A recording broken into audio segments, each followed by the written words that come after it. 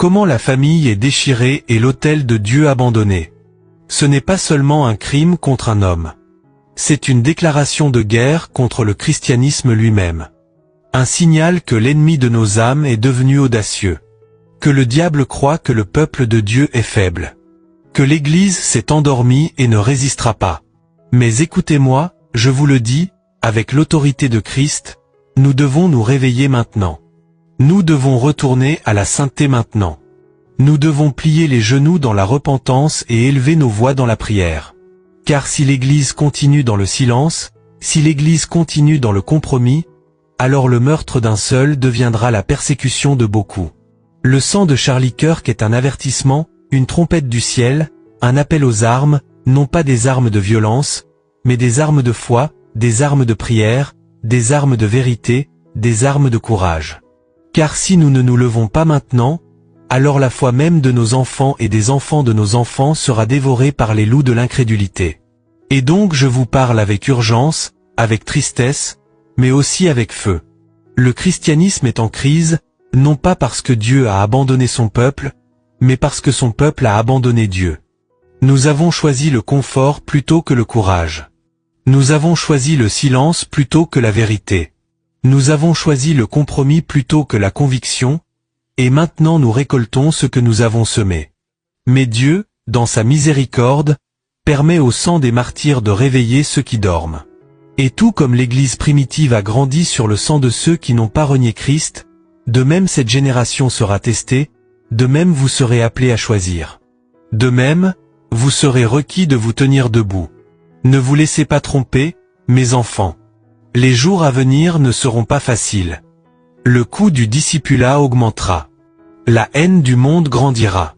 Mais en cette heure, l'Esprit de Dieu appelle son peuple à persévérer, à résister, à proclamer l'Évangile sans crainte. Car seule la vérité de Christ peut sauver cet âge brisé. Seule la croix peut guérir ce monde qui saigne. Et seul le sang de Jésus peut vaincre les puissances des ténèbres.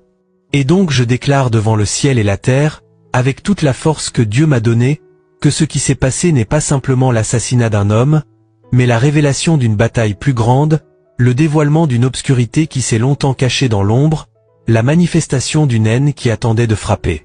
C'est pourquoi je vous dis, la crise du christianisme n'est pas une prophétie lointaine. Elle est sur nous maintenant. Elle est dans vos rues. Elle est dans vos écoles. Elle est dans vos gouvernements. Elle est dans vos foyers. Et si vous pensez encore que vous pouvez vivre comme si rien n'avait changé, vous êtes aveugles et trompés. Les ennemis de Christ ne cachent plus leur mépris. Ils se réjouissent lorsqu'une voix chrétienne est réduite au silence. Ils applaudissent lorsque l'Église est moquée. Ils acclament lorsque la parole de Dieu est méprisée. Et pourtant, la plus grande tragédie n'est pas que le monde nous haïsse, car le Seigneur nous a dit qu'il en serait ainsi. La plus grande tragédie est que l'Église est devenue molle, les bergers sont devenus timides, les veilleurs sont devenus silencieux, et le peuple de Dieu est devenu insensible. Où sont les voix qui crieront dans le désert? Où sont les prophètes qui confronteront les rois? Où sont les saints qui ne craindront pas le feu? Ne comprenez-vous pas que la neutralité n'est plus possible? Que le silence est en soi une trahison? Que se prosterner devant les idoles de cet âge, c'est crucifier Christ à nouveau par votre lâcheté. C'est la crise, non seulement que le monde nous hait, mais que l'Église a oublié qui elle est. Et donc je vous appelle avec le feu d'un prophète et l'amour d'un berger. Revenez au Seigneur tant qu'il est encore temps.